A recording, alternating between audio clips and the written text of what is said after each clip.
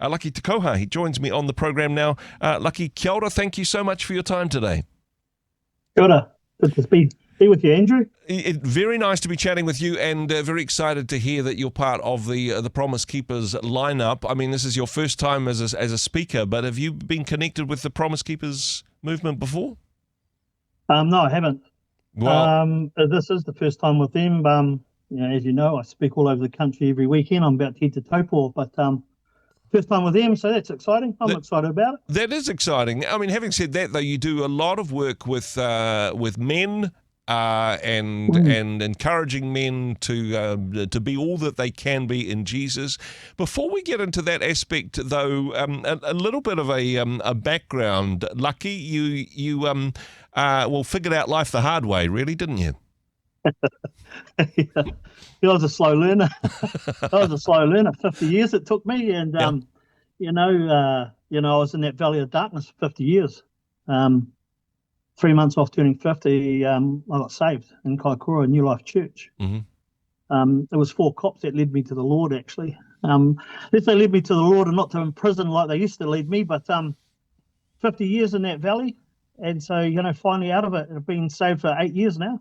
So, yeah, it's good. Life's good. That is remarkable. And I love the aspect of your story, Lucky, that God wastes nothing.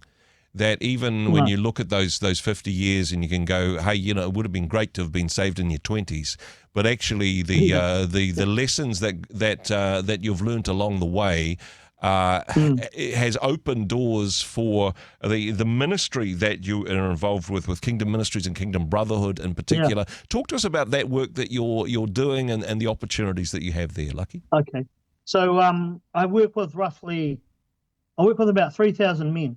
Yeah. On a weekly basis, and not all of them at once, but in different groups every weekend. They're all gang members. Last weekend I was with 86 Mungo Mob in Kauro. This weekend I'm with a group that I've been journeying with for nearly 3 years, Mungo Mob from Hastings. Yeah. And the weekend before that I was in down south in Hokitika with the Mungo Mob. Nearly every chapter of Mungo Mob in the South Island. Mm. And so it's very, very busy. So, that 50 years of me being me qualifies me to speak into that space now. Yeah. Because that's what it is. It's qualified by experience. And so, we're bringing healing into that space, bringing Jesus. When I turn up, I'm bringing Jesus with me. Yeah. If you don't bring that, you're wasting your time, because that's the key to, key to being saved. It's the key to lives changing. Yeah. And then we've got our weekly program for Kingdom Brotherhood, which gets run around the country. So in effect, we're reaching thousands of men every week. Mm. It's very, very big ministry, and it's growing all the time. Like, it is growing. It's massive. Certainly, so my job is to raise leaders. Yeah. Certainly exciting, Lucky, that, hey, I mean, as you say, I'm a bit of a slow learner myself. I'm still trying to figure it out, honestly. But it took a while for you to respond. Are you surprised by how quickly and in the numbers that men from some pretty rough backgrounds, most of them from gangs, are you surprised by the level of response, the level of interest and feedback that you're getting? I am.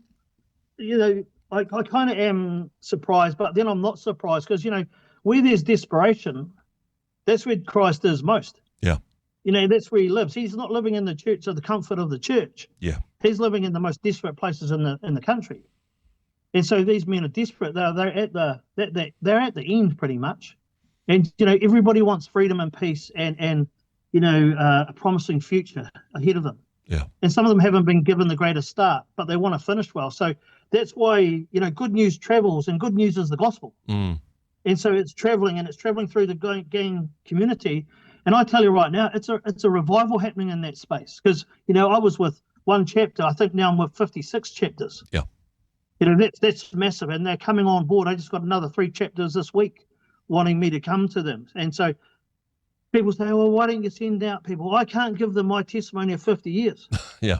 So there's a lot on me. So it's about management, and there's a lot of management involved in Yeah, there's a lot of driving and a lot of flying and what have you. But Exactly. And hey, I just appreciate your time, given your schedule. Lucky to be talking with us today. But as you say, it is, I mean, yeah, fantastic to have these opportunities. But it is about raising up leadership. It is about, this is the way of the kingdom, isn't it? That we replicate Jesus in us in the lives of other people, so that they can also do the work. Because one person divided by 56 plus, I mean, that's pretty thin slices. Lucky in terms of your time. Yeah. But I mean, it's good management because God's about structure and order.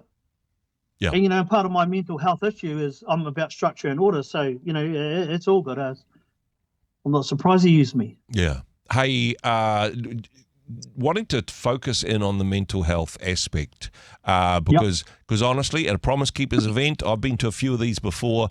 Yes, there'll be some people from a variety of backgrounds. It's not going to be a hall full of gang members, though, Lucky. There'll be people from different places.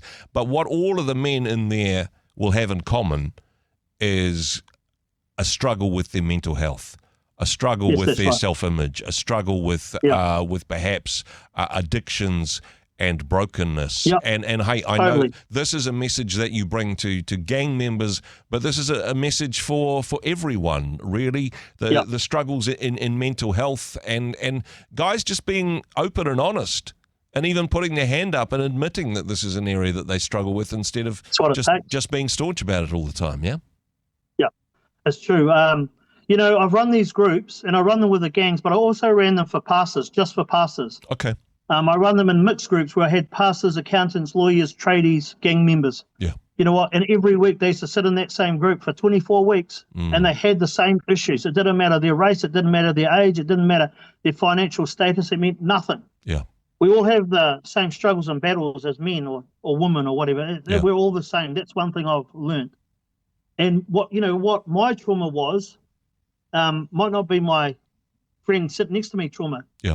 He might have been traumatized by his father leaving. Well, to me, that was a blessing. That would have been a blessing. Yeah. But to him, it wasn't. So it's all specific to ourselves and our situation. I think the biggest thing that I notice in all these groups that I'm doing, and I've done hundreds of these groups now, and I do them every week, sometimes 3 a week. The one thing I see is our main battle is porn. Yeah. Pornography, lusting of the flesh, lusting of the eyes, and fathers not present, working and addiction, strongholds.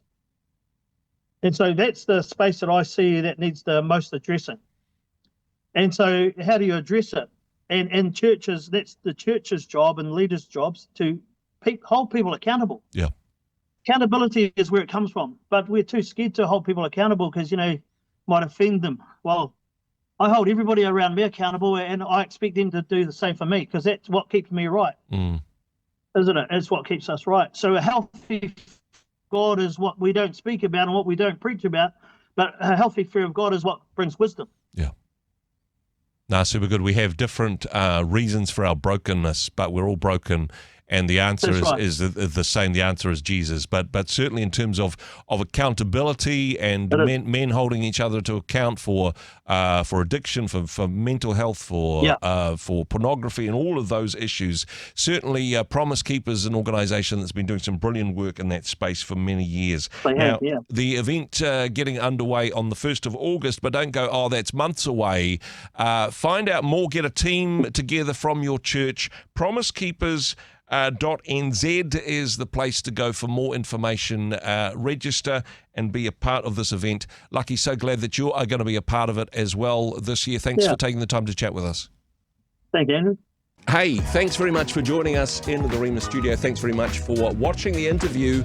It's kind of nice to have an audience, actually. And if you did like what you watched, then do give us a like, do give us the thumbs up. And if you'd like to see more interviews like that one, or perhaps even better, subscribe and those interviews will come straight to you. Don't forget to turn on your notifications, and we'll see you in the next one. Cheers.